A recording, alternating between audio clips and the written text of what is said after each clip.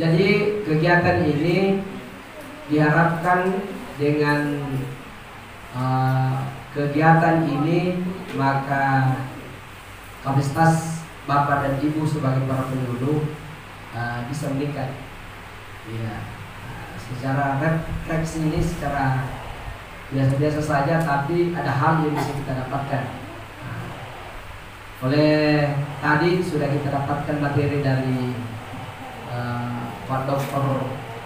Nurdin tentang bagaimana tupoksi dari seorang penyuluh. Sekarang ini kita akan mendapatkan materi dari lembaga Tafsir OJK. Ini pemateri, jadi harus ada pemateri dari luar di Kementerian Agama. Kita tunjuk lembaga Tafsir OJK, Ustadz Oji.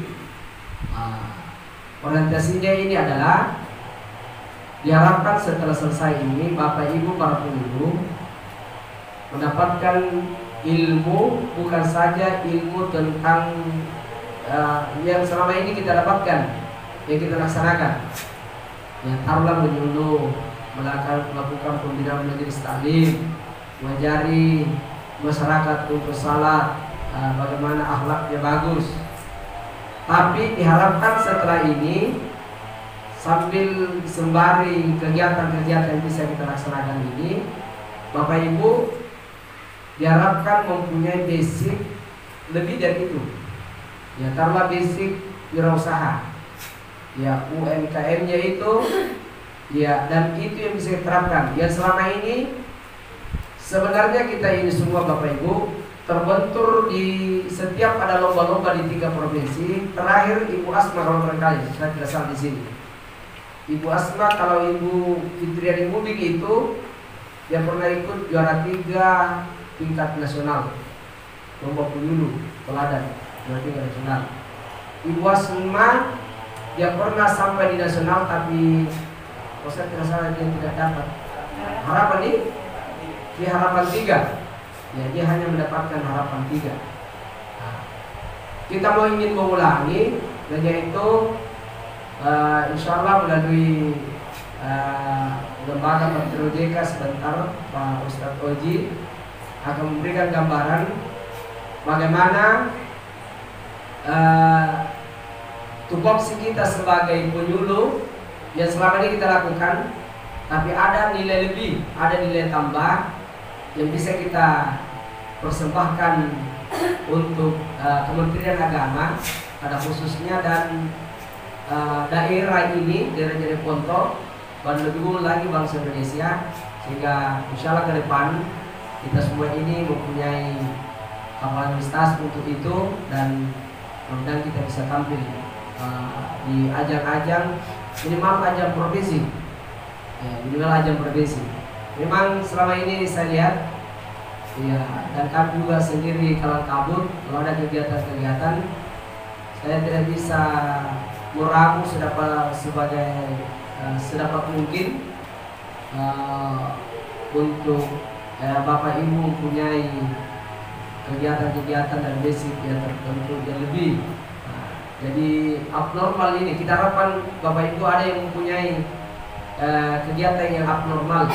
Kalau kita semua ini selama ini normal, ya, abnormal itu orang yang di atas rata-rata kecerdasannya, ataukah orang yang di bawah kecerdasannya. Seperti orang gila itu abnormal itu. Profesor itu abnormal. Kita ini masih normal biasa-biasa. Diharapkan kita maju setingkat menjadi orang yang abnormal, dan jangan sampai turun setingkat menjadi orang abnormal. Ya. Untuk menghargai waktu yang ada, mari kita mengikuti materi yang akan diantarkan oleh Ustadz Oji dari lembaga Tafsir OJK. Pada Ustadz dipersilakan.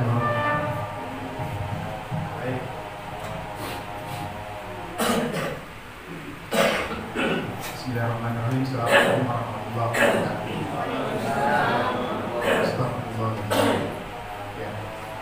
Yang saya hormati Pak Kiai, beliau tadi terima kasih sudah memberi kesempatan kepada saya pada seluruh masyarakat. Ini kalau saya ini seperti reunian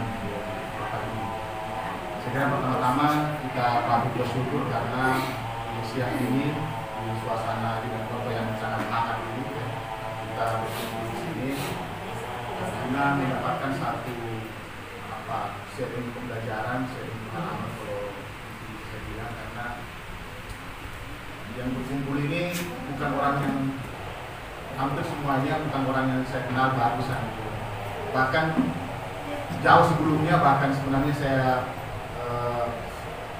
katakan misalnya sampai pada tingkat fasilitator pun misalnya sudah kenal, misalnya ada beliau, ada Ustaz belakang, saya kira saya sangat kenal. Makanya di awal saya langsung minta penulis istighfar dulu. Semoga saya dihindarkan dari kesalahan kata-kata dan seterusnya. Bahaya juga di depan para yai ini saya ada salah kata-kata kan.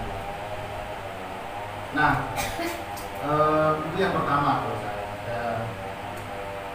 Yang kedua, ini waktu pertama di buku ini siap bawa materi, saya langsung siap karena saya pikir selama ini ya itu dia yang kita lakukan. Jadi, tapi saya lupa bertanya, nanti daerah bertanya, kalau saya tanya siapa Ustaz, dia bilang para pemuda agama, saya bilang mati saya. Tiba-tiba ya akan diapakan saya di mas ini adalah para guru saya ini, para senior saya, para kiai saya. Oleh karenanya di awal saya tidak ingin di akhir minta maaf, saya justru di awalnya saya mohon maaf kalau saya sebenarnya salah-salah kata dan kurang ya, terkait dengan apa yang kita akan sampaikan ini.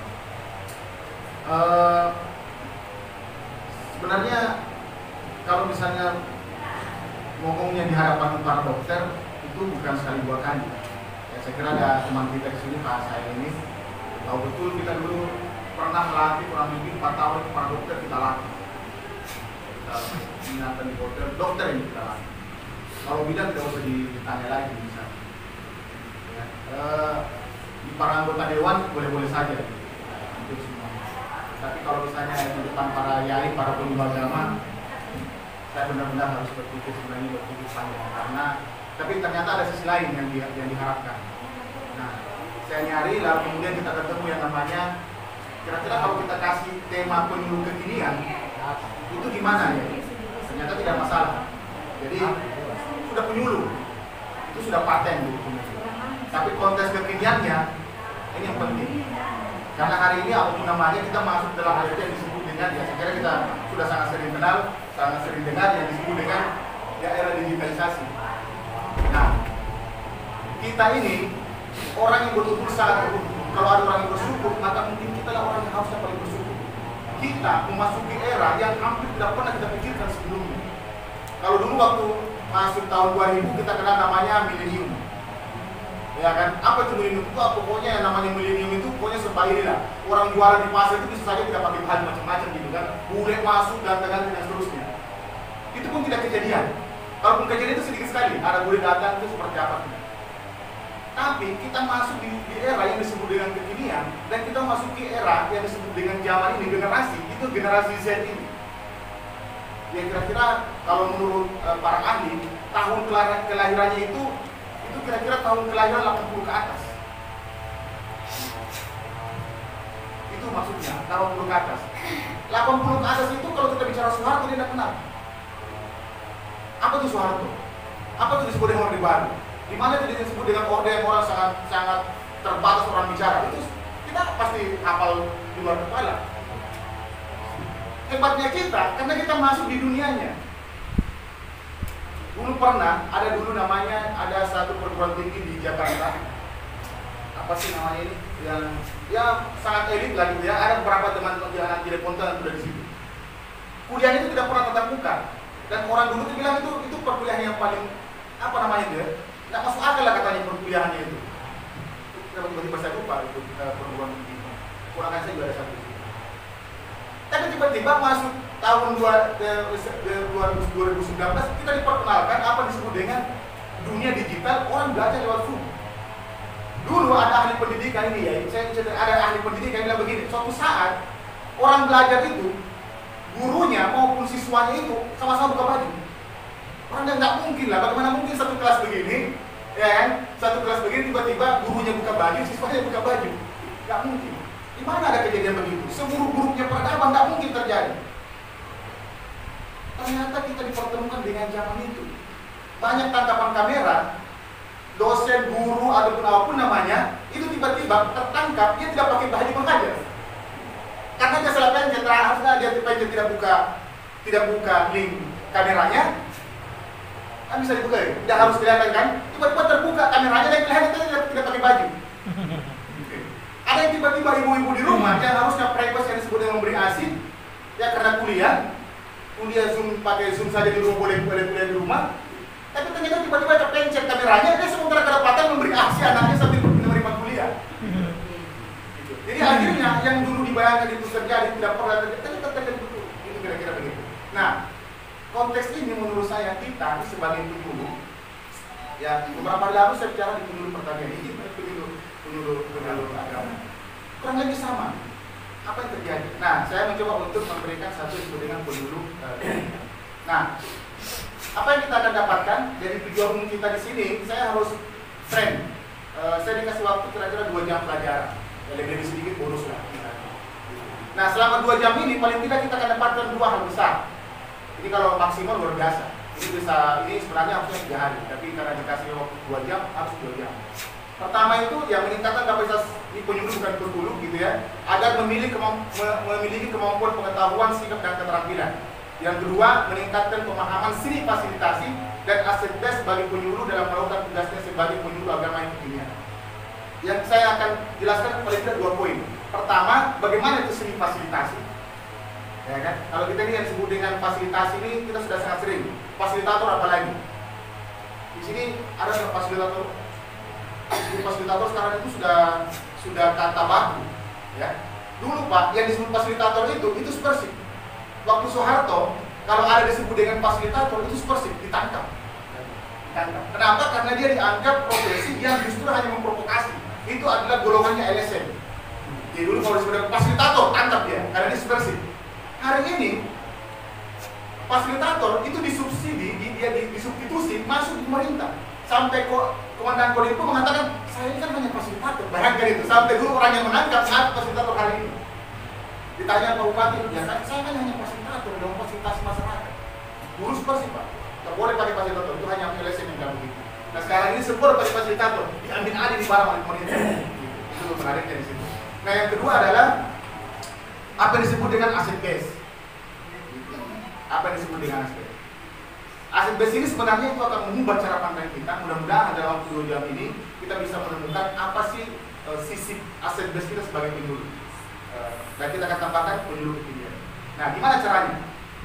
Saya ada paling tidak 1, 2, 3, 4, 5, 6 tata belajar kita hari ini. Ya, di tengah sedikit kehangatan ruangan, kehangatan hati kita juga, paling tidak ada 6 tata caranya. Supaya kita bisa dapatkan tadi yang 2 itu. Yang pertama, setiap peserta ada energi. Kalau ada yang tidak merasa kita bagian dari energi ini, itu nggak bisa dapat. Jadi setiap peserta ada energi. Boleh buka beberapa hasil penelitian misalnya. Saking energinya kita, satu tubuh manusia sebenarnya kalau mau dihitung energinya, itu sebenarnya energi kita ini bisa menghidupi listrik satu kampung. Saking benarnya energi manusia itu. Jadi sebenarnya energi kita ini kalau mau dikonversi mau jadi energi listrik, kita satu tubuh manusia bisa menghidupi satu kampung, menyinari satu kampung dengan energi listrik. Perbandingan energi kita. Jadi sebenarnya itu luar biasa energi kita. Itu satu. Yang kedua, energi adalah imajinasi belajar setiap peserta. Jadi energi kita ini harus saling mengimajinasi. Yang ketiga adalah belajar adalah proses mencipta. Ini yang kita mau perkenalkan. Belajar adalah proses bersama, belajar adalah proses refleksi, dan yang paling penting adalah belajar adalah proses perubahan. Baik. Tadi saya sudah di awal sudah ada tulisan nama, perkenalkan, sebelum nanti kita perkenalkan juga teman-teman sekalian. Kalau nama saya Hairul Uji, kalau yang belakang itu paling sering yang panggil saya Uji saja. Uji, ya Uji itu sebenarnya itu juga nama Pak juga sebenarnya Bapak Uji, tapi disingkat lagi jadi Uji. Ya, kalau istrinya Pak Yai ini sebenarnya saya satu alumni di Politeknik. Jadi divisi saya ini sebenarnya itu dokter ikan.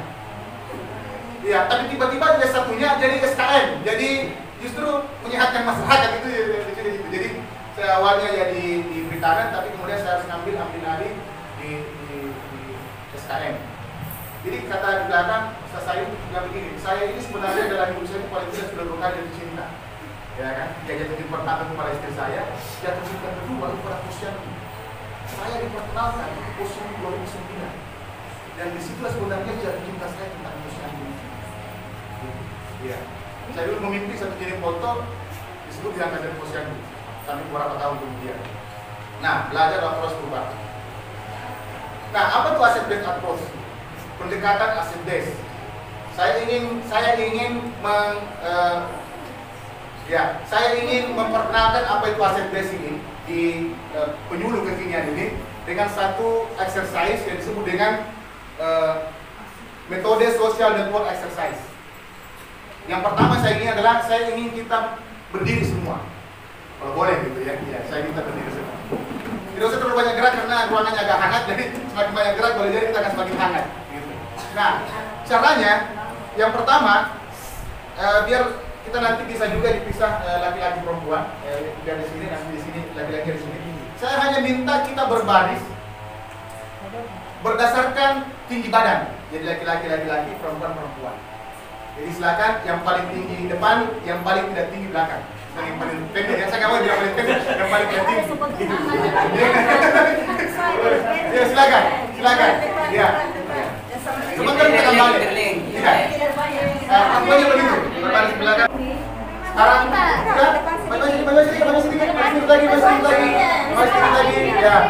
Ya, tolong disusun betul yang mana yang geser. Boleh saya lagi. Ya, saya belok gitu ya. Belok. Ya, oke, belok boleh. Ya.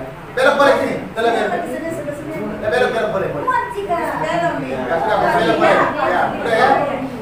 Sudah pas. Ada yang merasa wah, enggak bisa deh. Iya, jadi guru-guru. Sudah? Iya.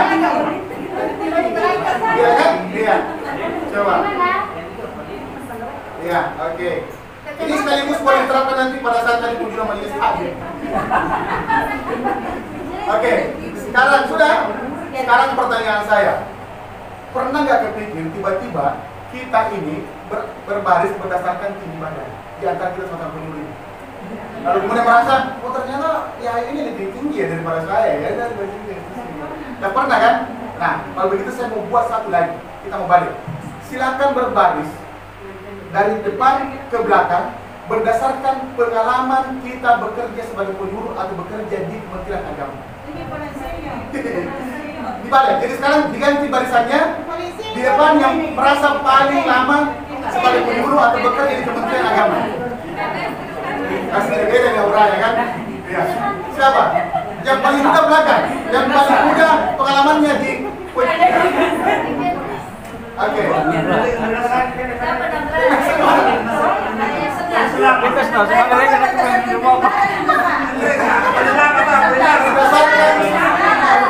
pengalaman bekerja sebagai penyuluh atau di Kementerian Agama ini. Oke.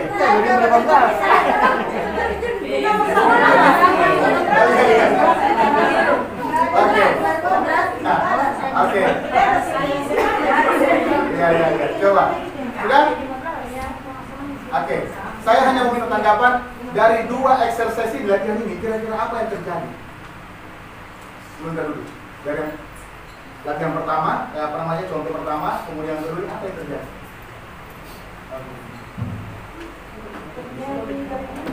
Terjadi keributan. Oke, terjadi keributan. Persis terjadi keributan. Kalau masa jatuh. Yang kedua, ada perubahan.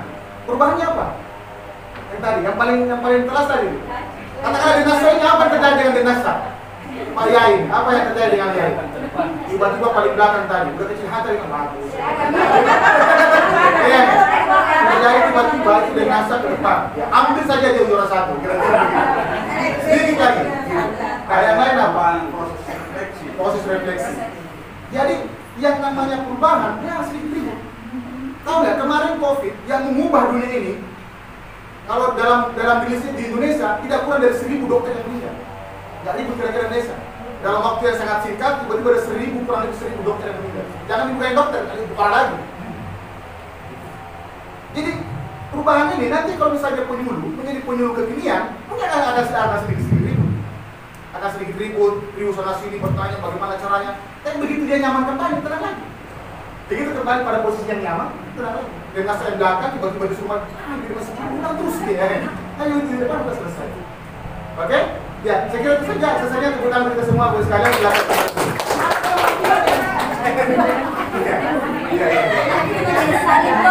Siapa yang paling tua? Dia sekarang.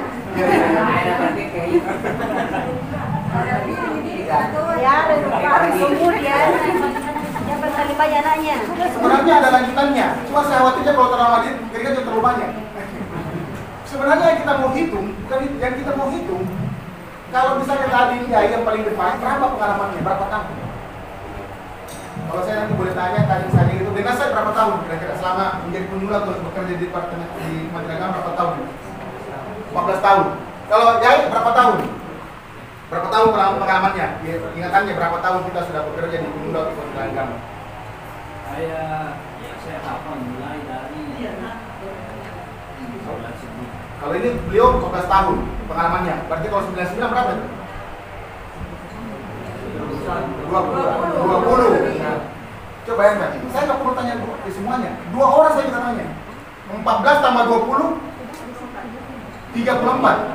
2 orang saja, kita sudah punya pengalaman luar biasa, 34 tahun. Coba bayangkan kalau masing-masing satu tahun. Di sini pengalaman kita itu berkumpul sekian ratus tahun. Jadi kalau hanya perubahan sedikit saja, dan cengeng sekali. Pengalaman kita menjawab itu sangat banyak. Itu maksudnya, itu sebenarnya kita menghitung tadi. Ya. 2 orang saja sudah 34-32 tahun. Jadi jangan khawatir perubahan. Dan pasti kita akan hitung perubahan. Itu maksudnya. Ya. Nah, ini dia. Ini ada metode, sebenarnya akan ada identifikasi dan seterusnya. Tapi kita lewati saja ini, ya. Nah, jadi sebenarnya ada hikmahnya. Ini rahasianya sebenarnya adalah pertama, kalau kita tadi itu lanjutkan exercise-nya, sebenarnya kita juga cenderung kita mengungkap yang menyemangati dan memberi kekuatan. Jadi dari pengalaman kita itu sebenarnya yang tadi kita akan minta adalah tolong sebutkan 3 hal terbaik dari pengalaman kita. 3 kekuatan. Jadi misalnya nih kalau ada perempuan, misalnya kalau ini, ya saya coba. Nah, ini saya mau tanya dulu misalnya dengan teman-teman ini yang penyuluh yang Ustadz dan Ustazah. Kalau yang Ustadz, 3 kekuatan yang paling membuat kita sangat tangguh di sebagai penyuluh itu apa? Apa yang menjadi potensi kekuatan kita selama ini misalnya yang sudah 15 tahun, 20 tahun apa kira-kira? 3 saja dari semua yang ada. Boleh satu orang satu coba. Yang Ustazah dipikirkan. Apa yang membuat kita bertahan, apa yang membuat kita kuat sampai hari ini? Apa ya kira-kira apa? Kalau saya mulai dari pertama, kalau mengharapkan yang namanya tadi dulu saya masih 39 minggu. Iya. Apa kira-kira namanya itu? Yang membuat kita bertahan itu dengan sudah? Saya berpikir bahwa menjadi penyuluh agama Islam, bisa kita ada di Indonesia. Saya bisa berbuat amar ma'ruf. Jadi memikirkan amar ma'ruf nahi munkar itu satu. Yang lain ada? Siapa? Silakan. Amanah, oke, 2. Jadi amanah. 3. Semangat. Apa lagi? Tanggung jawab. Udah 5. Satu lagi. Ada lagi? Kira-kira apa lagi? Jadi udah amar ma'ruf, amanah, tadi tanggung jawab, ikhlas beramal. Nah, kan udah ngomong kita kan? Ikhlas beramal. Kalau sudah sampai di situ stop, itu selesai bahkan. Terlambat kayak dia. Lain lagi tuh. Iya baik. Oke baik kalau sekalian kita lanjut. Nah sebenarnya hikmahnya adalah sebenarnya kita kecenderungan kita tuh mengungkap yang menyemangati dan memberi kekuatan, menginspirasi untuk melakukan hal-hal yang lebih baik dari mereka, membesarkan orang lain oleh skenario membesarkan diri kita. Sebenarnya adalah latihan ini. Sumber inspirasi tak terbatas ruang dan waktu. Nah, sekarang saya mau masuk nih. Nah, ini sebenarnya exercise keduanya untuk bisa mengungkap siapa kita sebelum kita masuk pada konteks penyuluh kekinian.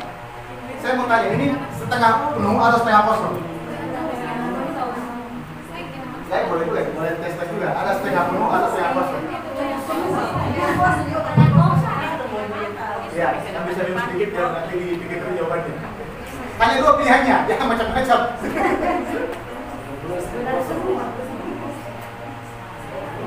Mau pilih setengah penuh, satu orang satu jawaban. Setengah penuh atau setengah kosong? Penuh. Oke, kalau gitu kita mau coba gini, kita mau tahu jawaban satu orang itu sama apa ya? Setengah kosong. Setengah kosong. Setengah kosong. Setengah kosong. Setengah kosong. Setengah penuh. Setengah penuh. Setengah kosong. Setengah kosong. Setengah kosong. Setengah kosong. Setengah kosong. Setengah kosong juga. Ya, yang nanti gitu ya.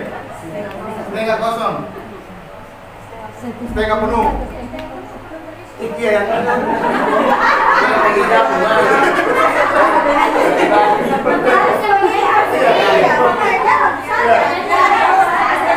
setengah penuh. Setengah kosong. Pernah ketemu di mana ya? Iya. Iya. Setengah kosong. Setengah kosong. Setengah penuh. Setengah kosong.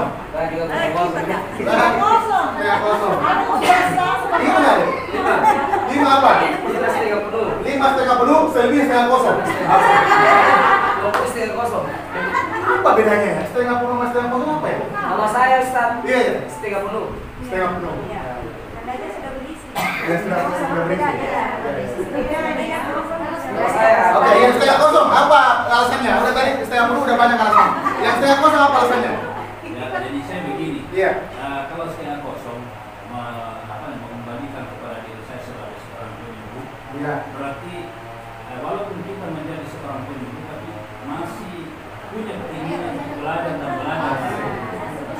Kalau penuh, berarti sudah tidak ada lagi.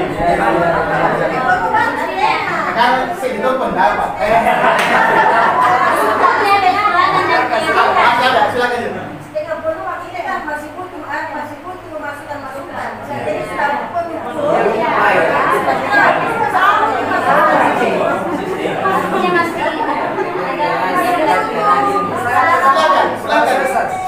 Silakan. kalau saya tidak berorientasi jangan terkait dengan penuh dan kosongnya itu.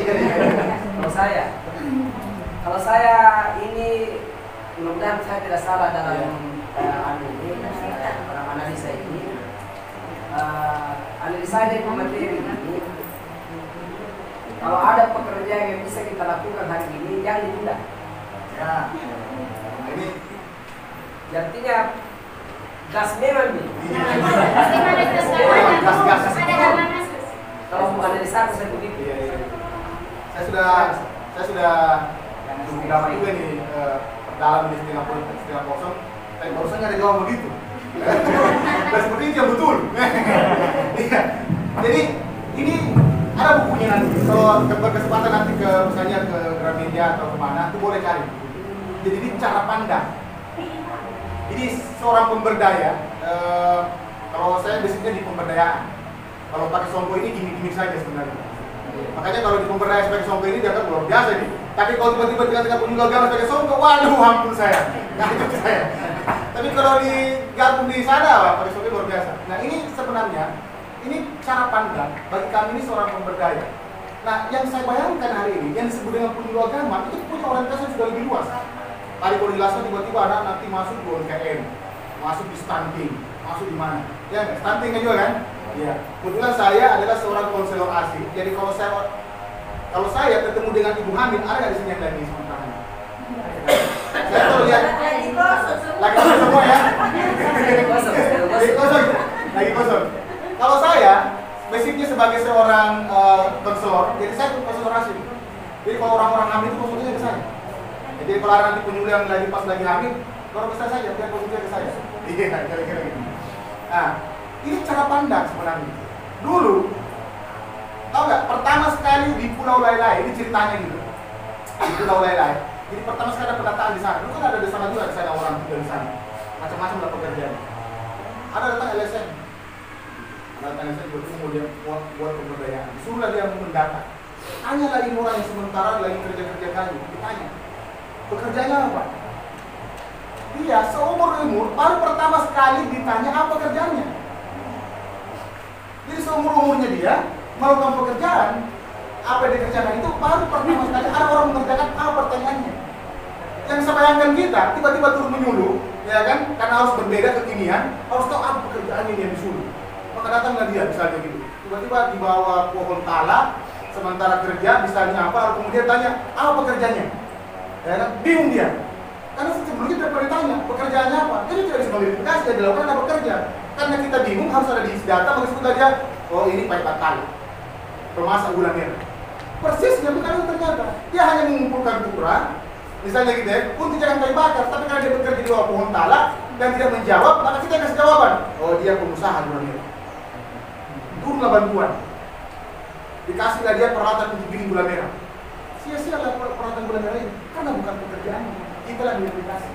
Yang di pulau-pulau lain itu, dia sementara bikin kapal, perahu lah kira-kira begitu. Datang orang, apa pekerjaannya Pak? Saya mau data ini. Dia bingung kan selama ini belum pernah mendengar apa disebut dengan pekerjaan itu. Karena dia tidak menjawab, lalu kemudian seorang LSM ini dia disuruh mendata kasih nelayan. Maka sampai sekarang yang disebut dengan nelayan adalah pembuat kapal. Tanya di sana, apa pekerjaan nelayan? Akhirnya sampai sekarang semua yang bekerja di laut itu disebut dengan nelayan. Sekarang boleh cek, ada sekarang di keluar namanya kartu nelayan. Maka diklasifikasilah, mulai tahun beberapa tahun yang lalu diklasifikasilah apa pekerjaan nelayan itu. Ada disebut dengan pembudidaya, ada disebut dengan nelayan tangkap, ada macam-macam. Bantuan baru hari diklasifikasi. Kalau dia pembudidaya, ya dikasihnya jaring, ya dikasihnya bentangan, dikasihnya rumput, kan pembudidaya. Sekarang bekerja di laut. Kalau dia nelayan tangkap, ya dikasihnya pancing macam-macam. Ada juga nelayan lain. Dan inilah yang membuat sampai hari ini tidak pernah bantuan itu bekerja maksimal karena kita tidak mengidentifikasi apa pekerjaannya. Semua nelayan dikasih perahu, biar kasih mesin, nggak berdaya guna. Begitu dikasih jual. Ya mungkin juga sih sebenarnya tapi tidak berdaya. Sekarang saya baru-baru ini, bukan baru-baru, nanti besok saya akan bagikan 1.200 mesin air di pertanian. Bukan saya kepala pengawasnya dari kementerian. Nanti besok sudah sosialisasi tanggal 11 sudah balik. Saya nggak tahu ada nggak yang teman-teman punya apa yang sudah. Dia harus punya kartu tani. Kartu tani harus ditulis ya. Namanya kartu tani pasti pekerjaan petani. Celakanya sekarang di Capit boleh cek semua bapak-bapak, ibu-ibu yang sudah keluarganya siapa, apa pekerjaannya. Pekerjaan di KTP itu apa? Apa? Wira swasta. Banyak petani yang tertolak karena pekerjaannya bukan petani. Apa? Wira swasta. Tiba-tiba datang wartawan, saya juga petani, dicek wartawan bos, nggak bisa. Jadi kalau petani, nelayan, wira swasta. Ini yang membuat kita hari ini tidak maju-maju. Sederhana sekali. Jadi 1.200 itu, bayangkan harus 3 bulan diverifikasi. Bagian tertulis wira swasta, karena orang di Capil juga hampir tidak mau menyetujui perubahan KTP, karena kalau perubahan KTP tidak ada belangko menurut dia. Maka macam-macam lah. Ambil surat keterangan dari desa kelurahan yang menjelaskan bahwa dia petani. Setelah itu disahkan lagi Capil. Nah, ini mungkin nanti akan menjadi pekerjaan kita setelah ini. Ini sebenarnya yang saya suruh ini apa? Potensinya apa? Ini disebut dengan acid test. Jadi setengah penuh atau setengah kosong sebenarnya adalah konteksnya ini. Separuh kosong sebenarnya adalah cara pandang kita, bukan diri kita. Cara pandang kita terhadap orang di sana. Saya mau kasih contoh saja. Tadi sudah minum. Misalnya ini. Ini setengah penuh, setengah kosong. Kalau tiba-tiba saya lagi kehausan betul, mampir di rumah tak semua, saya minta minum. Lalu kemudian saya dikasih seperti ini. Kira-kira dalam kehausan saya minum nggak? Minum. Tergantung cara pandang saya. Kalau saya pandangnya ada isinya, maka itu sebetulnya separuh penuh. Saya minum karena ada isinya. Tapi kalau cara pandang saya separuh kosong, yang saya tak pasang. Yang saya lihat kosongnya, berarti saya tidak minum karena yang saya lihat adalah yang kosong. Kalau saya pandang separuh penuh dalam kehausan, ya pastilah saya minum. Karena saya ada isinya, ada separuh penuh. Jadi itu saya kasih, separuh kosong ini bos. Yang saya lihat kosongnya. Itu yang mau saya nanti di ini. Jadi separuh kosong sebenarnya adalah cara pandang kita kaum masyarakat yang digambarkan dengan kekosongan. kekurangan dan permasalahan yang akan dia sebagai pihak yang paling menerima bermacam layanan dan dirancang dan diberikan oleh pihak luar. Mereka diposisikan pasif, lemah, dan bergantung pada bantuan, pemikiran, dan pertolongan pihak luar. Coba sekarang lihat, berapa banyak bantuan pemerintah yang turun? Pendekatannya apa? Apa kekurangannya masyarakat? Selalu, apa kekurangannya masyarakat? Dulu, nih beliau nih, ya saya ini saya pernah ajarkan itu 4 tahun tentang bagaimana cara itu. Dulu posyandu ya, pernah nggak dulu berpikir posyandu bisa biaya dirinya sendiri?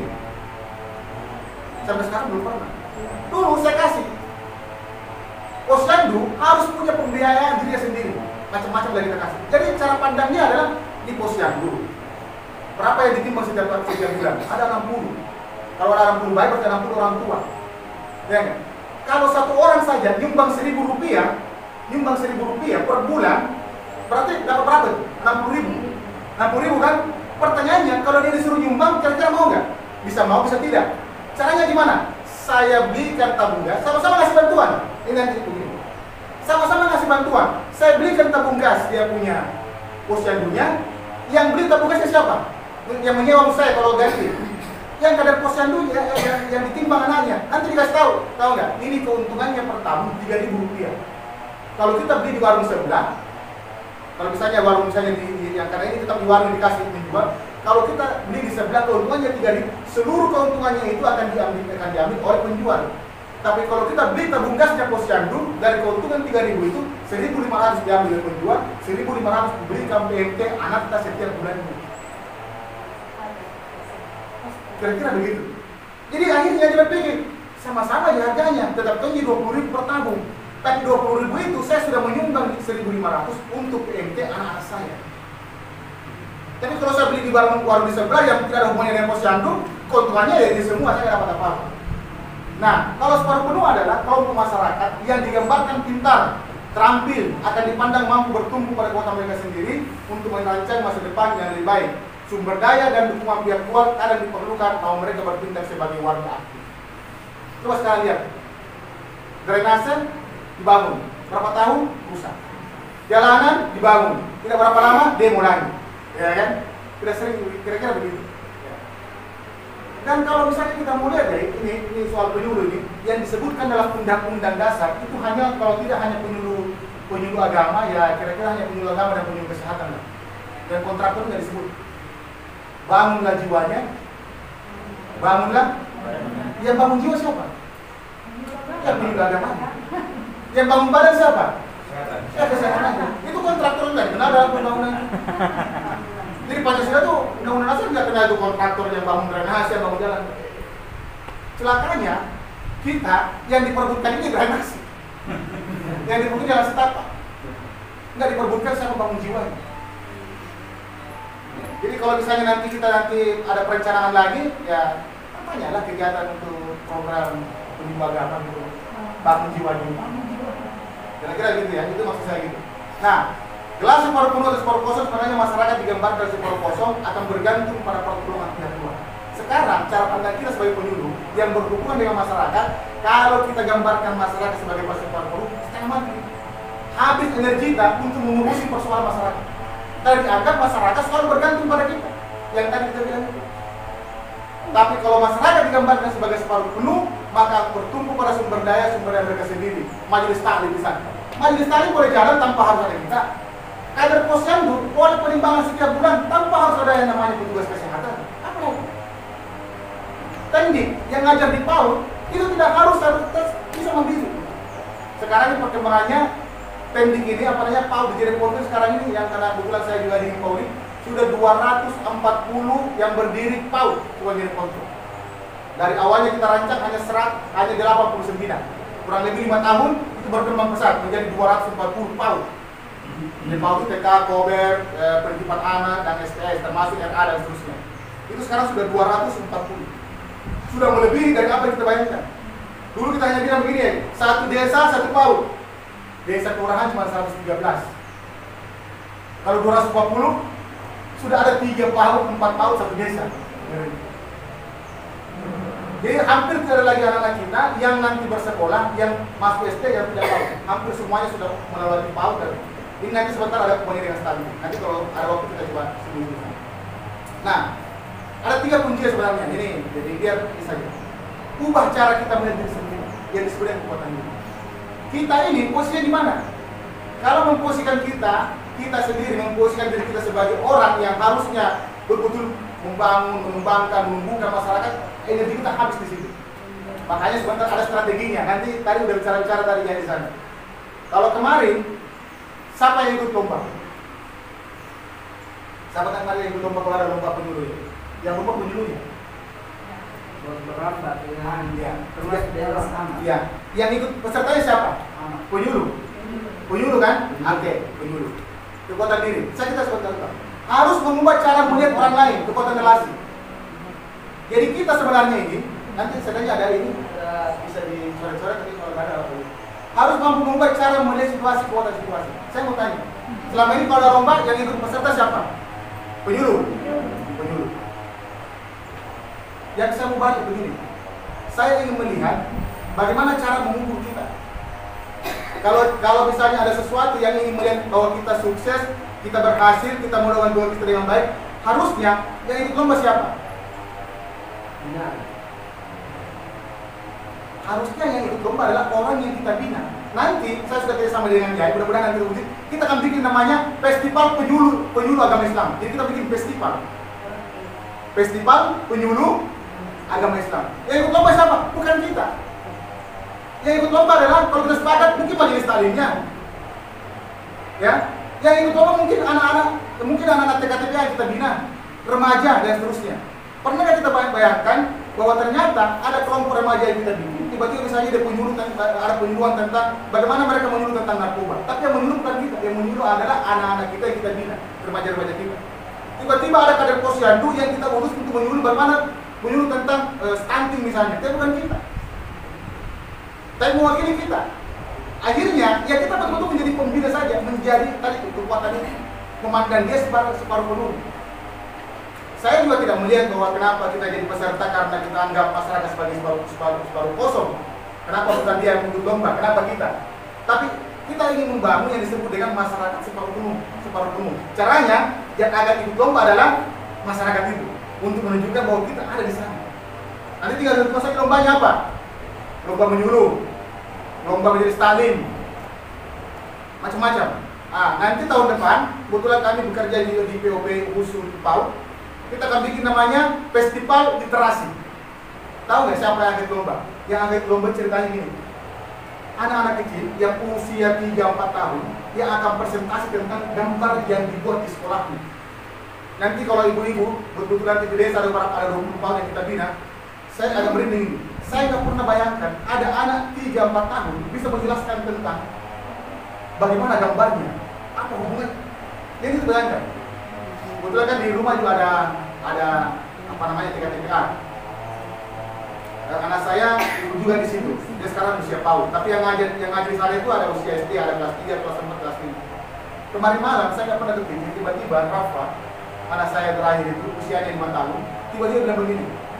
Saya tidak mau lihat lagi, Abah besok kalau mengajar itu marah-marah sama anak-anak.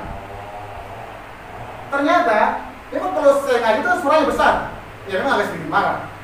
Itu juga settingan, karena di sana uminya mengajar, ngaji, saya di sini. Ya karena uminya tidak bisa marah-marah, biasanya kalau ada anak-anak yang ribut tinggal dia bilang, saya kirim ke sana mengaji, ke saya maksudnya gitu. Jadi anak-anak gitu. Ternyata dia bilang, kalau nanti besok hari Senin, Abah masih mengajar dan suaranya besar, saya nanti suruh lagi anak-anak tidak usah mengaji di sini. Saya juga tidak tahu tiba-tiba bicara begitu. Ya ternyata di imajinasinya itu karena dia dapat di sekolahnya yang disebut dengan anak-anak itu betul tidak boleh ada yang marah, tidak boleh ada pendidikan yang boleh ada kemarahan. Tapi di rumah ternyata begitu. Itu yang saya bayangkan. Nah akhirnya ya saya harus bikin kesepakatan. Oke, kalau begitu suruh datang teman-teman yang mengaji. Dan saya janji, saya tidak akan marah-marah lagi dan suara saya tidak akan besar lagi. Ini saya nanti bingung bagaimana caranya kalau terlalu besar suaranya. Bagaimana caranya biar betul begitu? Itu yang saya pikirkan selama ini. Dua hari harus saya dipraktekkan ini. Nah ini, iya. Sekarang kita masuk ini. Apa itu fasilitator? Jadi yang saya sekarang bayangkan itu penyuluh. Sekarang saya ganti menjadi fasilitator. Dan saya yakin kita juga sudah pernah dapat materi fasilitator pada saat banyak pelatihan. Begitu ya? Siapa yang sudah pernah dengar kata fasilitator sebelumnya? Semuanya? Sudah pernah dengar semua kata fasilitator? Sudah. Enggak ya? Kalau begitu apa itu fasilitator? Orang yang memberikan akan menyediakan sarana dan prasarana dalam satu proses pembelajaran. Orang yang memberikan sarana prasarana fasilitas dalam satu pembelajaran. Ada yang lain? Semua sudah lepas sekali. Ada yang lain ya? Ada yang lain? Dan kita buka aja. Mudah-mudahan bisa terbuka ini ya. Kita coba lihat videonya. Ada suaranya ya?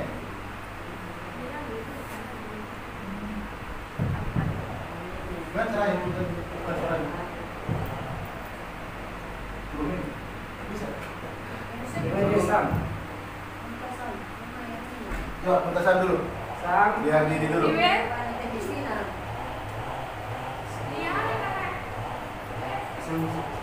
sama. Ini.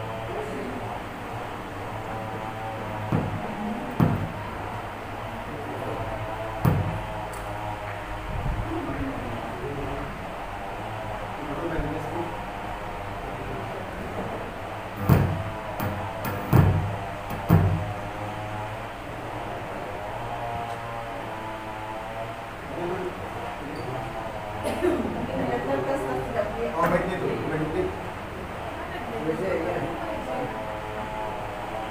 Tapi kalau tidak ada suara boleh juga sebenarnya, kita coba lihat saja ya. Ya, kita coba lihat saja apa yang terjadi sebenarnya. Ini bisa tanpa visual, tanpa audio. Mari kita lihat sama-sama. Saksikan.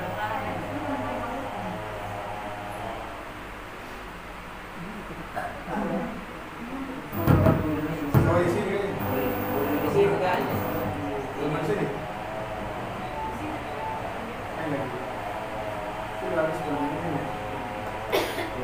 Udah tinggi. Ya, kita lihat saja. Kita ulas sekali lagi ya. Kita coba lihat apa yang terjadi.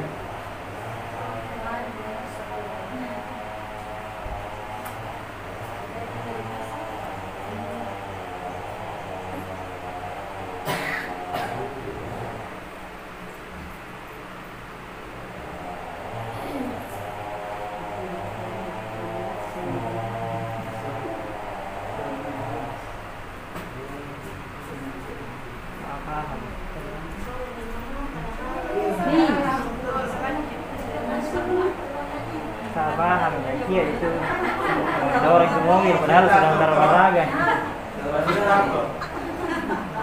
Ya. Sedang olahraga nih. Ada yang komentar ya? Ada yang bisa mengomentari? Kenapa apa yang terjadi? Salah paham. Salah paham. Apa paham yang salah? Apanya yang salah pahamnya?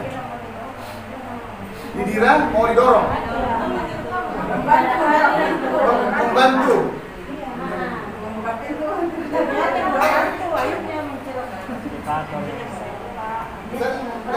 Kita lihat sekali lagi ya, kita coba perhatikan dulu apa yang terjadi sebenarnya ini ya.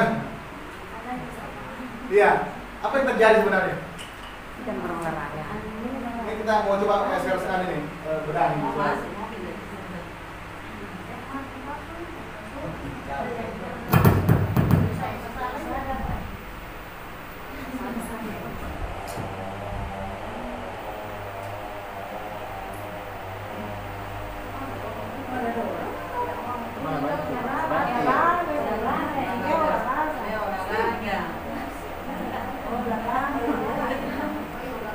Gimana? Di tengah kebisuannya ada nggak yang bisa ditangkap? Dia mengatur pernapasannya. Dia mengatur pernapasannya terus? Tiba-tiba malah ada yang salah paham. Gimana Nasa? Nasa ini ya. Iya, kamu ini sebenarnya Ya. dia sementara olahraga, kemudian datang bermaksud untuk menolong, Iya. tapi dia tidak paham apa yang mau dia tolong itu, dia tidak paham. Dia tidak paham. Jadi salah paham gitu. Salah paham itu salah pahamnya di situ. Semua sepakat begitu ya? Ada yang lain? Ada yang lain? Iya. Nah kalau begitu, yang disebut dengan fasilitator itu apa? Kalau tadi penjelasannya tadi Mas kira-kira. Jadi kita harus memahami fasilitasi. Iya. Saya mau tanya, pernah nggak tiba-tiba ini ngumpul di sini majelis taklim? Kita datang di desa. Saya nih bapak penyuluh mau datang, tolong semua yang ini berkumpul mas kita dan penyuluh. Maka datanglah kita Ada persilakan, silakan saja. Bicara lagi kita. Assalamualaikum warahmatullahi wabarakatuh. Yang disebut dengan neraka, hadisnya kira-kira begitu. Ulanglah mereka semua. Pertanyaannya, pernah nggak kita pahami bahwa ada satu orang di antara mereka itu pulang, mereka tidak akan pernah punya apa yang mau dimasak di rumah. Pernah nggak kita berpikir bahwa ada satu orang anaknya ini yang kita suruh barusan ini, yang kita minta mereka berbuat baik karena akan masuk surga, ternyata anaknya tidak berani pergi sekolah karena tidak punya sepatu. Pernah nggak kita pikir itu? Tapi kan di masjid, saya sebagai penyuluh dan saya sebagai majelis taklim, ya saya sedang tugasku. Apa itu nggak menyuluh? Siapa yang tidak pergi sholat kemarin? Siapa? Tahu nggak? Orang yang tidak sholat nanti di surga tidak akan dapat kunci. Padahal di rumah dia baru saja dipukul sama suaminya. Dan dia tidak pernah tahu bahwa ternyata dia punya persoalan besar di rumahnya. Dan kita hanya tahu bahwa dia kalau tidak sholat tidak akan di surga. Tidak perlu semuanya ditolong. Boleh jadi hanya satu orang dari seluruh kampung itu kira-kira begitu. Nah, cara pandang ini sebenarnya tadi itu, apalagi salah tidak, kita niatnya membantu. Seperti tadi, nggak ada yang salah dengan ini. Yang salah adalah tadi itu karena dia tidak tahu apa benar dia mau dibantu atau tidak. Ya datang saja, enteng saja kan, begitu selesai naik di mobil lanjut lagi. Kisah ini ya dari mobil nah, selesai dia Pak. Nah, cara pandang ini yang disebut dengan penyuluh kekinian. Nah tadi ternyata saya bincang-bincang yang disebut dengan penyuluh agama itu ternyata sekarang jauh lebih luas. Saya tanya, ada nggak majelis taklim kita yang tiba-tiba sekarang sementara hamil? Majelis taklim kita yang kita suluh, yang biasa kita suluh di masjid itu ada sekarang yang sementara hamil. Masyarakatnya yang kita suluh itu. Jamaahnya ya, jamaah kira-kira gitu. Ada nggak? Ada ya? Ada. Pernah nggak kita berpikir bahwa apa yang paling mungkin, yang paling hebat yang kita bisa persembahkan kepada jamaah kita yang sementara hamil? Tanya saja, sekarang sudah bulan keberapa? Bulan kelima. Berapa bulan lagi dia melahirkan? 4 bulan lagi. Sesuatu yang pasti. Angka kematian ibu anak di ginekologi paling tinggi, bukan hanya di Sulawesi Selatan, di Indonesia. Angka kematian ibu dan bayi di ginekologi paling tinggi. Itu kan? Coba bayangkan. Tahu nggak? Kita sekarang sudah hampir 1 jam di sini. 1 jam. Kalau ada berita di televisi tentang jatuhnya pesawat, ada di Kanjuruhan yang meninggal 1.400 sekian orang yang sepak bola itu. Kita di sini se-Indonesia per menitnya itu ada 14 ibu yang meninggal gara-gara melahirkan. Per menitnya di Indonesia ini kalau dihitung secara kuantitatif. Artinya kalau kita sekarang duduk di sini sudah berani 1 jam, kita mati 14 kali 60 menit. Pernah nggak heboh? Tidak heboh. Yang ternyata lebih banyak lagi adalah ibu yang meninggal itu ternyata ada di kampung kita yang harus kita tanya berkurang. Tahu Mia Sam yang orang Maroko, Iya. yang pendamping itu meninggal karena apa? Meninggal karena melahirkan. Ada baru-baru petugas kesehatan, petugas rumah sakit, bidan di rumah sakit meninggal gara-gara melahirkan. Itu yang sudah hampir tidak bisa kita, sepertinya tidak sampai kita dengan cara yang menolong. Padahal dia adalah anggota jamaah kita yang tiba-tiba kalau melahirkan dia harus meninggal. Ada yang bisa kita bantu. Begitu tanya berapa bulan nih? 8 bulan. Sebulan lagi dia melahirkan. Pernah kita pikir kalau kita kasih ingat bahwa kalau dia nanti melahirkan, dia hanya memberi ASI eksklusif 1 sampai 6 bulan. Ya, kalau dia melahirkan anaknya, itu saja yang kita kasih. Melahirkan 1 bulan lagi. Saya ingatkan, tolong jangan dikasih makanan lain balita 0 sampai 6 bulan kecuali ASI. Tahu nggak manfaatnya apa? Yakin anak itu akan terbebas dari stunting. Bayangkan program Jokowi kita selamatkan 1 orang. Yang Jokowi sudah dikeluar kasih anggaran banyak, kita berkontribusi dalamnya menyelamatkan 1 orang ibu tidak stunting anaknya karena kita kasih penyuluh. Tolong kasih ASI eksklusif anak tak kalau dia lahir. Bukan hanya itu. Sekarang coba cek harga susu. Coba cek sekarang harga susu. Berapa per kalinya? Yang pernah melahirkan dan ngasih susu formula 0 sampai 6 bulan. Bayangkan kalau dia tiba-tiba tidak tahu bahwa susu formula itu lebih bahaya, sangat bahaya, dan ASI itu sangat murah. Lalu kemudian dia punya ASI dan hanya karena tidak punya pengetahuan dan dia kasih susu formula, maka berapa uang yang harus dikeluarkan untuk beli susu formula. Sementara kalau kita kasih penyuluhan dan dia ikuti, disitulah kontribusi kita. Itu maksud saya. Jadi ternyata ada banyak hal yang bisa kita bantu selain tadi itu. Itu kalau kita pahami. Ya. Nah, jadi fasilitator itu sebenarnya berasal dari bahasa Prancis yang disebut dengan facile. Jadi disebut dengan mudah. Nah, fasilitasi artinya bikin semua jadi mudah. Fasilitator adalah pemudah cara. Jadi kalau penyuluh sama dengan fasilitator, kalau ada jemaat semakin sulit kalau ikut pengajian, maka kita gagal. Karena yang disebut dengan fasilitator adalah membuat semua menjadi mudah. Memudahkan. Jadi kalau ada jemaah kita ikut dalam pengajian setiap bulan, kita bina, lalu kemudian kira-kira dievaluasi 6 bulan, 1 tahun kemudian, lalu dia merasa makin, saya kok ikut pengajian ini makin merasa makin merasa hidup saya susah, makin saya tidak bisa apa-apa. Maka itu artinya kita gagal jadi fasilitator. Kalau kita sebut fasilitator sebagai fasilitator. Jadi kita adalah pemudah cara. Jadi fasilitator, penyuluh adalah pemudah cara. Kita memudahkan orang untuk mencapai tujuannya. Saya hari ini, kalau semakin sulit kita memahami apa itu penyuluh, gagal saya. Tidak mungkin saya dapat undangan 2 kali. Tapi kalau kita bisa memahami, memperluas pola yang disebut dengan penyuluh atau fasilitator, maka berarti hari ini kita sukses. Kalau pelatihan kita ini gagal, semakin tidak bisa kita berbuat sebagai penyuluh, gagal Pak Kasih.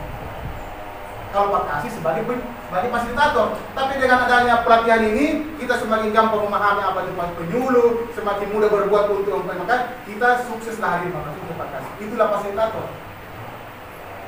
Begitu kira-kira. Nah, apa peran fasilitator? Saya mau kasih ini sedikit biar kita agak sedikit, bukan main-main, tapi ini ada 1, 2, 3, 4 garis. Kamu muncul ya?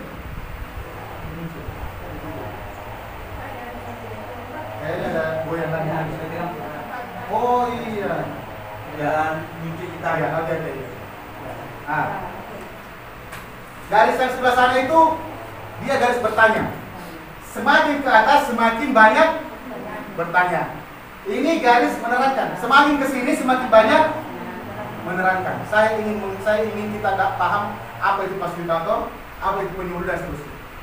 Nah, saya hanya mau lihat, diskusikan dan tempatkan meta plan, harus ada meta plan ke dalam matrik fasilitator, narasumber, pengamat dan penyuluh. Jadi ada fasilitator, ada apa lagi?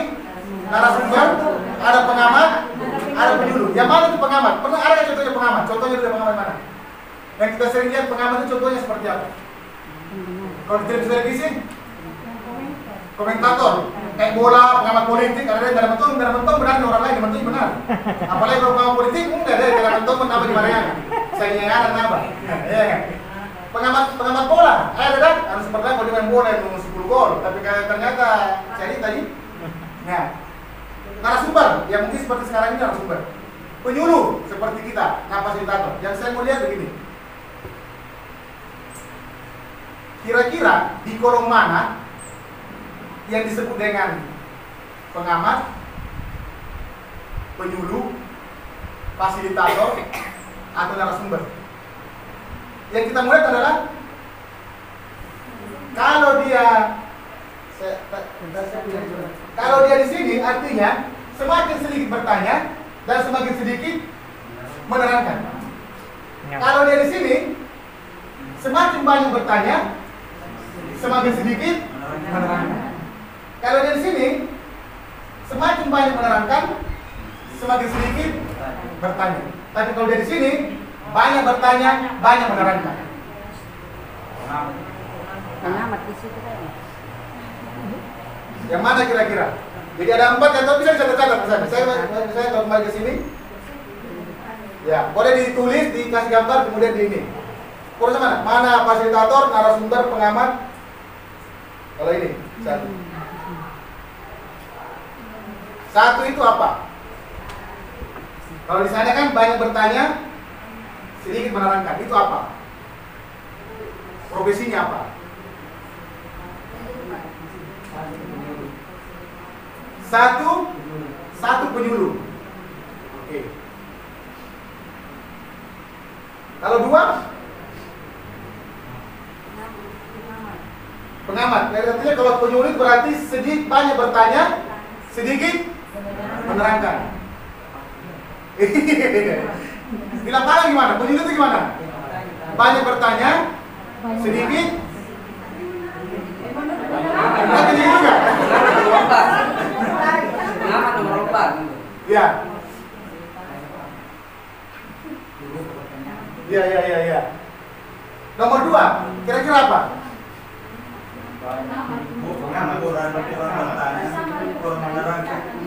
Kurang bertanya, kurang menerangkan. Siapa itu? Penyuluh, fasilitator, narasumber, pengamat. Pengamat. Pengamat itu banyak. Banyak menerangkan. Fasilitator. Fasilitator di situ. Nomor 2. Nomor 2. Kurang bertanya, kurang menerangkan. banyak menerang kalau fasilitator. Nomor 3. Pengamat, narasumber. Nah, narasumber itu. Narasumber banyak bertanya, banyak menerangkan. Begitu. Narasumber di keempat. Narasumber nomor 4. Ya, oke. Banyak bertanya, sedikit bertanya, banyak menerangkan. Pengamat nomor 3. Banyak Ya. Nah ini dia. Nah sebenarnya udah ada nih. Nah coba kita lihat ya. Coba kita lihat. Sekarang yang kita mau lihat adalah jangan-jangan selama ini posisi kita tukar-tukar ini. Iya. Kita datang di masyarakat, ini kita begitu ditahu ini, ternyata pantas juga sebagai jamaah karena kita juga salah posisi. Gitu. Harusnya seperti apa? Nah sekarang ini sebenarnya ini adalah metodologi lama. Yang saya mau bilang nanti, kalau kita tahu rumusnya ini, tadi kan saya sudah bilang, kita akan memposisikan diri tidak lagi sebagai penyuluh murni, tetapi kita memposisikan sebagai fasilitator. Gitu ya. Fasilitator itu sebenarnya adalah penyuluh kekinian. Begitu.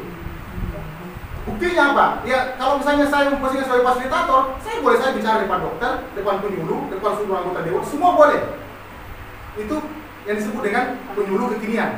Jadi nanti saya minta teman Bapak Ibu sekalian, Ustaz sampai di sana. Itu kalau selama ini hanya jamaahnya majelis taklim, nanti kita bisa bikin itu jamaahnya itu ada namanya kelompok perempuan, kelompok remaja usia dini, macam-macam. Karena nanti akan sana akan diolah seperti apa bisa dilakukan, apa karyanya dan seterusnya. Nanti tahun depan kita bikin festivalnya.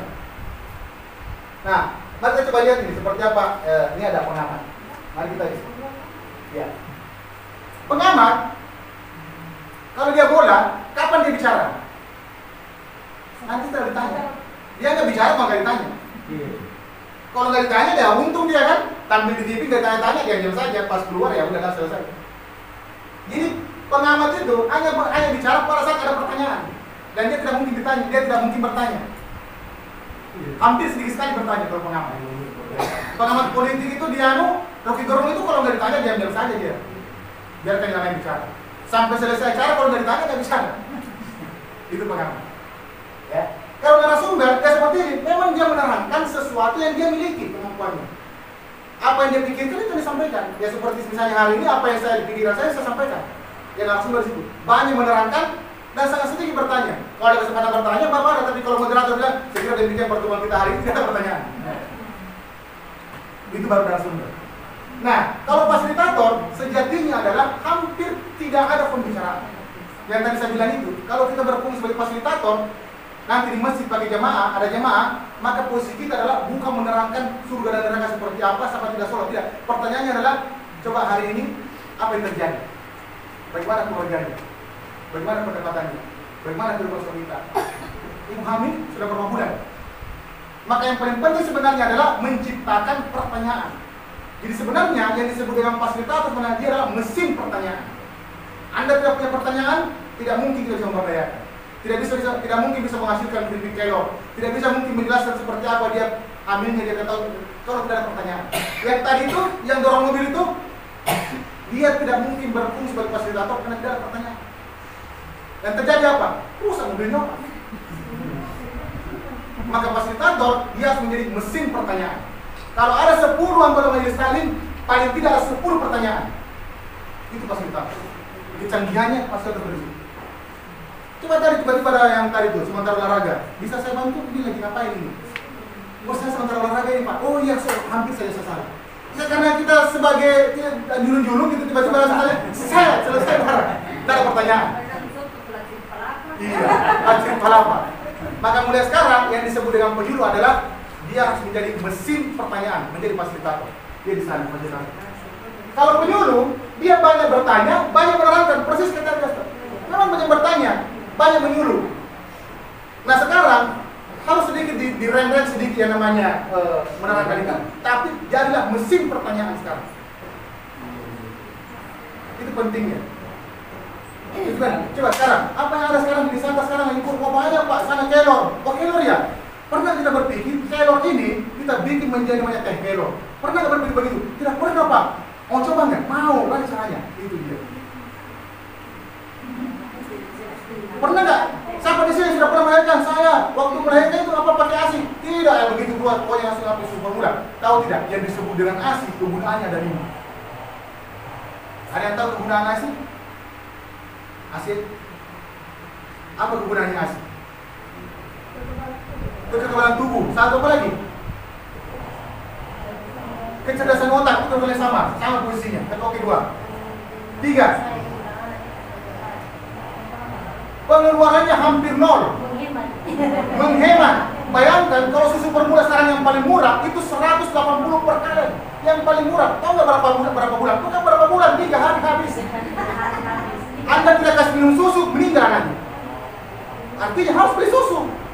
Di mana mau dapat 180 per 3 hari kalau misalnya yang disebut dengan masalah. Jadi kalau kita kasih susu tentang ASI saja, dia sudah luar biasa mampu. Banyak bertanya. Ya. Sudah harga murah, apalagi yang dapat? Tidak merepotkan. ASI itu paling tidak merepotkan. Kalau susu formula harus bangun dulu, cuci muka, ya, masak air panas. Setelah itu belum lagi dicuci. Kalau udah dicuci botolnya, mencek aja. Harus bersih cara cucinya, baru. Tapi kalau susu ASI, kalau ASI gimana caranya? Tinggal tumpah saja, buka ikatannya, selesai. Begitu ya. Apa yang kelima? Nah, ini yang saya paling suka ini. Apa manfaatnya? Cocok untuk segala usia.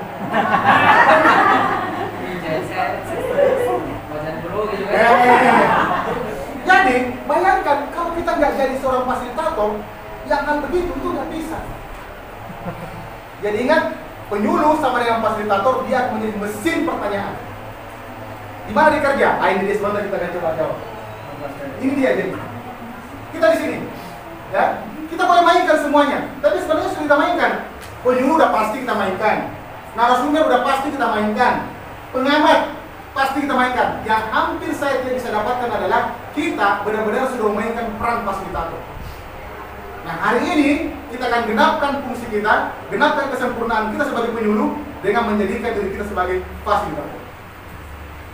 Itu dia maksudnya. Nah refleksinya, ya. Nah fasilitator itu bukan jembatan. Jadi jangan sampai kemudian jadi fasilitator itu di bulan-bulanan juga. Tahu nggak? Misalnya tiba-tiba bisa nggak jelaskan tentang fasilitator itu? Dia sebenarnya bukan orang jembatan yang harus dilakukan. Dia boleh disebut dengan bridging. Jadi bridging jembatan juga. Yang maksud dengan jembatannya adalah dia bukan segala-galanya yang harus memenuhi semua kebutuhannya, bukan. Dia hanya menghadirkan orang-orang pihak-pihak yang bisa menjawab. Itu fasilitator. Kan di wilayah kita kan ada petugas kesehatan. Kalau bicara tentang kesehatan, bicara stunting ada. Mau bicara tentang UMKM ada di sana. Nanti kalau nanti tahun depan kita betul-betul bisa bikin namanya festival penyuluh agama Islam, kita bisa macam-macam. Tidak harus kita ngajarkan bagaimana bikin keripik telur, tidak perlu kita ngajarkan bagaimana stunting dilakukan. Banyak, ada puskesmas, ada macam-macam.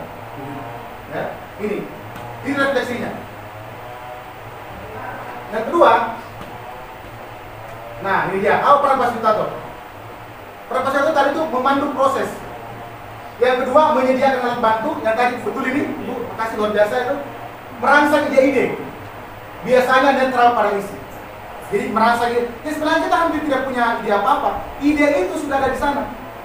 Separuh penuh artinya, yang kita suruh itu jamaah itu semua jawabannya ada di jamaah. Kita menyiapkan apa? Kita menyiapkan pertanyaan saja. Itu maksudnya. Kita tidak menyiapkan apa-apa. Kita hanya menyiapkan pertanyaan. Jawabannya semua ada di jamaah. Ya. Nah, apa sikap dasar sebagai fasilitator? Pertama, minat. mengenali kesadaran diri dan kontrol diri dan menemukan apa yang ada dan apa yang tidak suka. Jadi yang pertama adalah minat. Sekarang ada jemaah, gitu kan? Ada jemaah. Kita kadang-kadang kan datang. Kalau kita tidak berminat dengan jemaah ini, maka kita sekedarnya saja. Ngasih penyuluhan sekedarnya saja, sekedar dua-dua. Yang harus dibangun adalah kita betul berminat bahwa suatu saat jamaahnya akan tumbuh, akan berkembang, akan menghasilkan sesuatu. Tapi kalau kita nggak dasar dengan minat, sekedarnya saja. Gitu. Ya, berarti selesai lah. Berapa jam ini kita waktunya? 2 jam. Oke ya, setelahnya selesai. Tapi kalau kita punya minat, maka minat itu akan menumbuhkan jemaah kita. Nah, empatnya, mengenali hal-hal yang membuat Anda memikirkan mengenai seolah mereka. Saya baru-baru coba nanti buka searching. Saya tidak tahu di arah Jawa. Ada masjid yang tiba-tiba di tengah malam, kira-kira jam 2, ada seorang bapak yang menangis semenangis-menangisnya bersama dengan satu orang anak balitanya. Di Jawa, saya ulangi, ada masjid yang tiba-tiba ada satu orang jamaah datang, bapak-bapak menangis sejadi-jadinya bersama dengan seorang anak balitanya. Lalu kemudian datanglah pengurus masjid. Yang sebayangkannya yang datang ini adalah penyuluh agama. Tanya, kenapa? Sambil dia sekai matanya. Dia bilang tidak mungkin, tidak apa-apa. Tidak mungkin seorang bapak datang menangis bawa anaknya yang balita ini di hadapan Tuhan dalam masjid ini menangis. Kita tidak pernah tahu, jangan-jangan, dan ini bukan jangan-jangan, hasil penelitian ternyata di rumahnya sepanjang hari istrinya hanya makan 1 biji kue. Anak balitanya tadi tuh sepanjang hari hanya makan sebiji kue, dan dia sendiri sudah 2 hari 2 malam tidak makan apa-apa.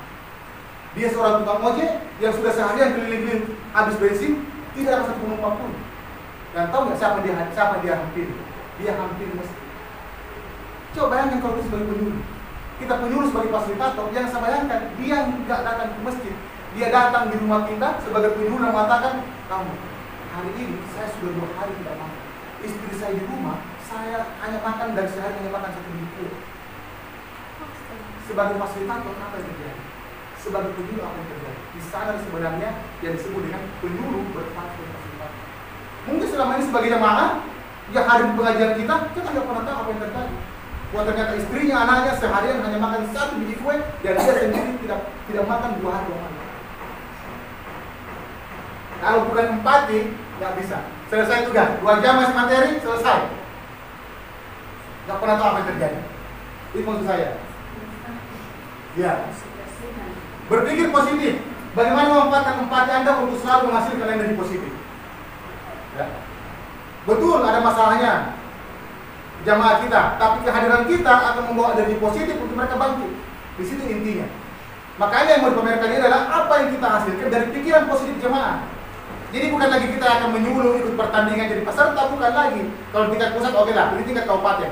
Tahun depan saya berharap ada apakah mewakili KUA, masing-masing KUA, tapi intinya bukan lagi kita yang bertanding. Yang akan ikut lomba, yang ikut festival, yang ikut kompetisi adalah orang-orang jamaah kita, mulai dari tingkat anak-anak, remaja, pemuda, perempuan, sampai jamaah taklim, sampai seterusnya, yang akan bertanding. Dan dia akan memperlihatkan eksistensi kita sebagai penyuluh. Itu nanti usaha ini.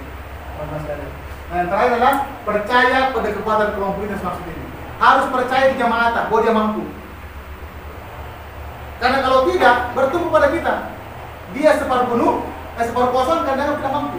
Jadi kunci dari separuh penuh adalah percaya penuh pada kemampuan jamaah kita. Itu maksudnya. Dan Anda percaya seorang atau kelompok selalu bisa menemukan jalan terbaiknya. Jadi yang tadi persoalan tadi itu tidak asik, tidak makan seharian keluarganya, tidak bisa beli sepatu, itu sebenarnya bisa jalan keluarnya di jamaah sendiri. Kalau ada dari Binamu Puskesmas Binamu Kota, dulu pernah kita inisiasi, bayangkan semua korban kebakaran, semua kelaparan di Siburuk, tahu nggak dari mana uangnya? Dari majelis taklim. Caranya gimana? Kerjasama dengan Puskesmas. Setiap ada penyuluhan, semua majelis taklim diperiksa kesehatannya. Jadi sebelum ada penyuluhan, diperiksa dulu kesehatannya sama orang Puskesmas. Periksa tekanan darah, periksa gula darah, periksa kolesterol dan seterusnya. Apa timbal baliknya? Puskesmas klaim dia sebagai, katakan sebagai pasien yang diklaim di Puskesmas. Dia kan senang diperiksa kesehatannya kan setiap bulan kan, gula darah, kolesterol, Caranya setiap majelis taklim itu nggak banyak-banyak, Rp1.000 saja dia kumpul setiap majelis taklim. Dibanding mereka ke puskesmas antri, periksa, ya kan, mungkin gratis tapi antrinya setengah mati, dan itu harus dikunjungi. Dia hanya setiap majelis taklim Rp1.000. Tahu nggak yang terjadi? Setiap kejadian luar biasa di kampung itu, di sana di kelurahan Pabiringa itu, majelis taklimnya yang ngasih santunan ke mereka lewat puskesmas. Itu maksudnya. Itu salah satunya. Jadi ada semua jawabannya di sana. Nah, apa modal fasilitator? Mungkin kita coba saja. Tadi 4T. Yang kedua, visioner dan rasional. Jadi rasional juga kita, oleh sekalian, ya, menjelaskan. Rasional juga. Jangan nanti tiba-tiba misalnya kakek-kakek semua pesertanya nenek-nenek, tapi kita bicara tentang ASI eksklusif, kita tentang pencegahan apa namanya perkawinan dini dan seterusnya. Ya, segmennya ada. Ya. Yang terakhir, ini memiliki pemahaman yang baik tentang jalan keluar.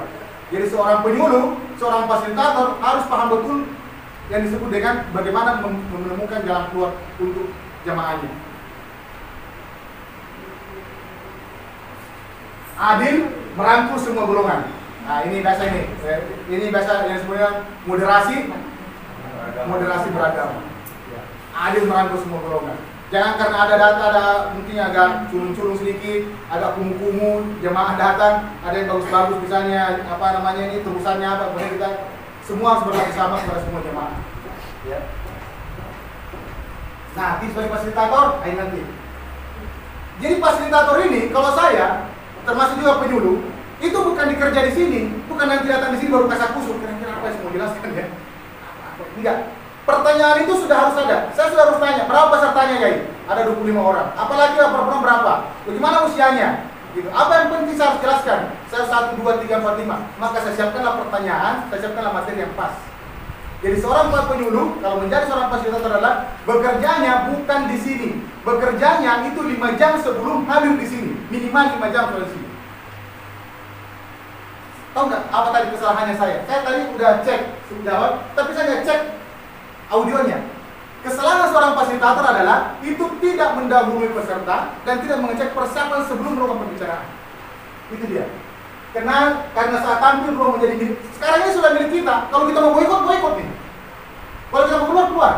Kalau tidak tertarik, misalnya kira-kira begitu. Makanya penyuluh fasilitator bukan bekerjanya di sini, bekerjanya di luar sebelum dia datang. Siapkan semua pematangan dan seterusnya.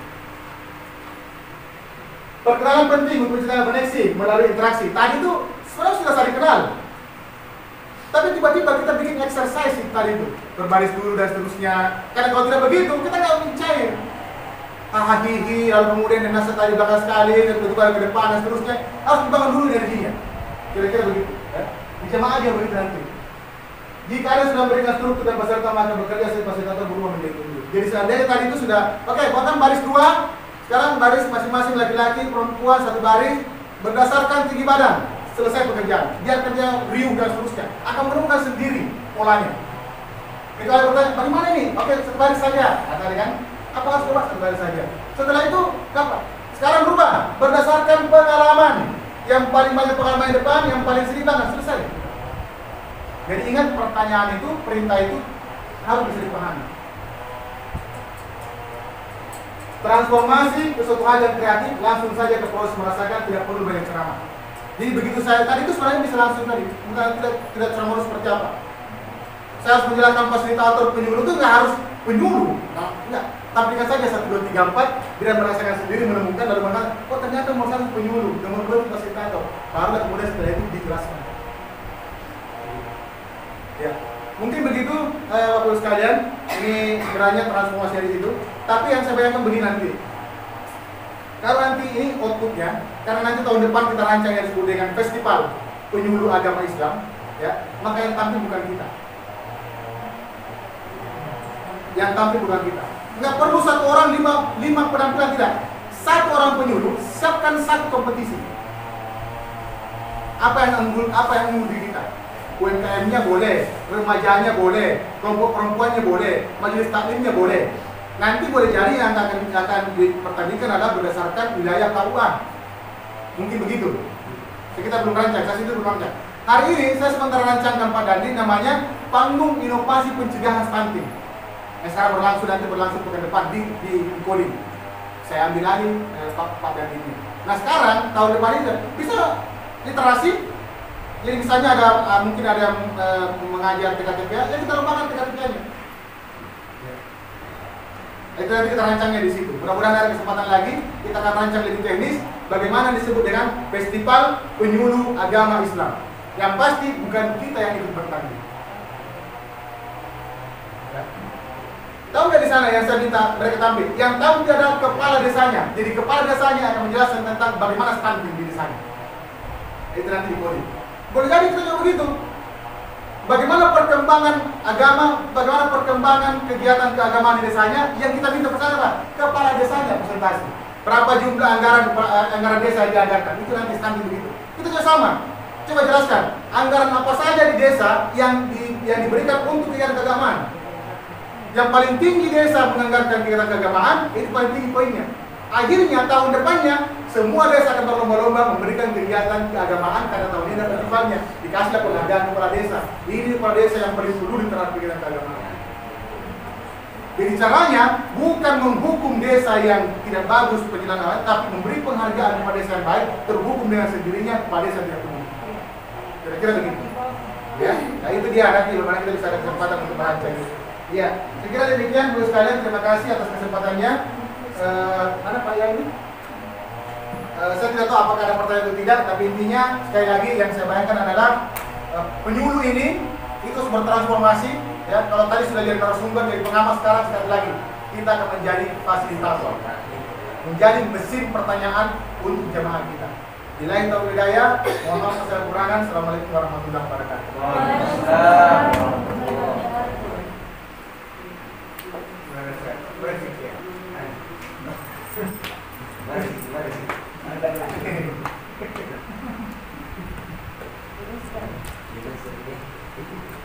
Ya, baik, demikianlah materi yang telah dipaparkan oleh Bapak dari pemateri, yaitu Pak Ustadz Koji,